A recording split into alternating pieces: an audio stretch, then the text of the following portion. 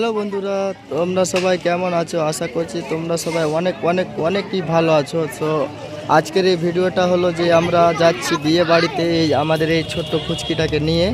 So বিয়েতে যা যা হবে সব মানে তোমাদের দেখানোর চেষ্টা করব। সো আপনারা ভিডিওটা দেখতে থাকেন। সো বেশি দেরি না করে বেরিয়ে পড়লাম বিয়ে বাড়ি যাওয়ার জন্য। সো আমাদের এই ফুচকিটাকেও দেখো কত খুশি খুশি লাগছে। সো ও শুধু বাইকে বসতে পেলে অনেক খুশি, মানে বাইকে বসে চারিদিকে দেখছি কিনা মানে সেই লেভেলে লাগছে, মানে এত সুন্দর লাগছে চারিদিকটা দেখতে কি বলবো। তারপরে যা দেখলাম নাকি এখানে একটা কাকু ইট তৈরি করছিল। সো দেখতেও মানে সেই লেভেলের লাগছিল, ইটগুলো সব সাজানো ছিল। তারপরে আমরা বিয়ে বাড়ি চলে আসলাম। দেখতেই পাচ্ছ চারিদিকটা প্যান্ডেলে মানে কত সুন্দর সুন্দরভাবে মানে প্যান্ডেলটা সাজিয়ে রেখেছে। সো আমরা বিয়ে বাড়িতে ঢুকে পড়লাম। বিয়ে বাড়িতে ঢুকে মানে ৩-৪টা মেয়ে এমন হাসাহাসি করছে, আমি ব্লগ করছিলাম তার জন্য। তারপর বিয়ে বাড়িতে ঢুকার পরে আমরা খেতে চলে আসলাম প্যান্ডেলে খাওয়ার জন্য। মানে কি বলবো, অনেক খিদা লেগেছিল, না এমন খিদা লেগেছিল মানে যাকে পাবো তাকেই খেয়ে ফেলবো। সো আমি বেশি লেট না করে আমরা প্যান্ডেলে বসে পড়ি খাওয়ার জন্য। সো দেখতেই পাচ্ছ এখানে কত লোকজন মানে খাওয়ার জন্য বসে আছে। সো আমি ওখানে মানে ওয়েট করছি কি কখন খাবারটা নিয়ে আসবে আর আমি কখন খাবো। অনেক খিদে লেগেছিল গাইস, মানে পেটের মধ্যে ইঁদুর দৌড়াদৌড়ি মানে করছিল কি বলবো। তারপর আমাকে দেখতেই পাচ্ছ সেলফি নেওয়ার মতন মোবাইলটা এদিক ওদিক ঘোরাচ্ছি, কি বলবো খিদার জ্বালায় আর থাকা যাচ্ছে না। তারপর দেখতে না দেখতে প্রথমেই দিয়ে দিল বেগুনি খাওয়ার জন্য।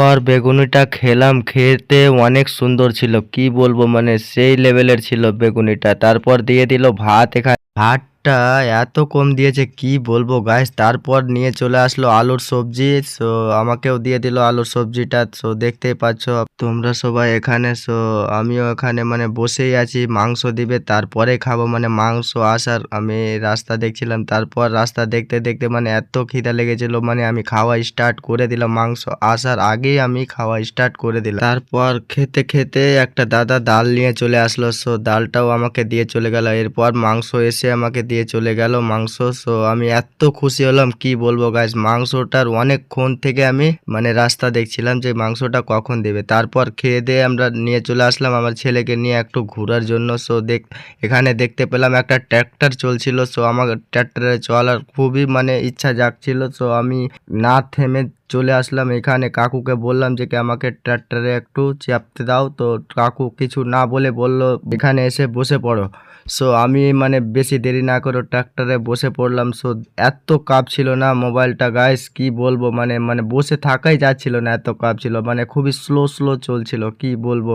সো ওখানে মানে অত ভাল লাগছিল না, ওই জন্য আমি নেমে পড়লাম। আমাকে এখানে নামিয়ে দিয়ে দাদাটা চলে গেল। সো আমি এখান থেকে বেরিয়ে পড়লাম বাড়ি আসার পর মানে ওখান থেকে বউকে বিদায় করে নিয়ে চলে আসলাম এদের বাড়িতে, মানে এখন থেকে যে বাড়িতে থাকবে বউ সেখানে নিয়ে চলে আসলাম। সো দেখতে পাচ্ছ তোমরা সবাই আমার দুটো মামার বিয়ে কিনা, ওই জন্য মানে একটা মামা পিছনের গাড়িতে আছে, ও আসছে। তো দেখতেই পাচ্ছ তোমরা সবাই বউকে নিয়ে বাড়ির ভিতরে ঢুকে পড়েছি। সো এখানে এত লোক ছিল না গাইস কি বলবো, মানে এত ভিড় জমিয়েছে, এত গরম লাগছিল কি বলবো, মানে অনেকজনই দেখতে এসেছিল বউকে। সো দেখতেই পাচ্ছ তোমরা সবাই এখানে। তারপরে ডান দিকে আমি দেখতে গেলাম, তো দেখতে পাচ্ছি মানে ছেলের ভাবিগুলো মানে ঘরকে বন্ধ করে দিয়েছে, মানে ঢুকতে দেয় না, মানে টাকা নিবে ওই জন্য, মানে দেওরের কাছ থেকে টাকা নেবে তারপরে ঘরে ঢুকতে দিবে, ওই জন্য এখানে অনেকক্ষণ মানে দাঁড়িয়ে থাকতে হলো কি বলবো, মানে কোনোভাবেই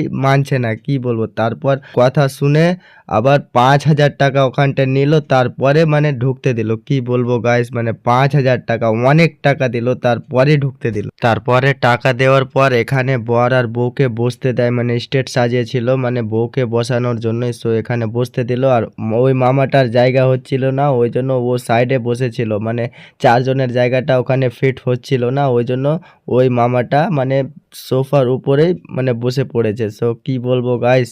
সো আজকের এই বিয়ে বাড়ির ব্লগটা তোমাদের কেমন লাগলো গাইস আমাকে কমেন্টে প্লিজ বলবে, আর লাইক করবে, আর আমার চ্যানেলে যদি নতুন হয়ে থাকো তো আমার চ্যানেলটি সাবস্ক্রাইব করবে, সাবস্ক্রাইব করে বেল আইকনটি প্রেস করে দেবে। সো এরকমই ব্লগ তোমাদের জন্য আমি নিয়ে আসতেই থাকবো। সো আজকের জন্য বাস এতটুকুই, দেখা হবে তোমাদের সাথে নতুন কোনো আর একটা ব্লগ নিয়ে, ততক্ষণের জন্য বাই বাই।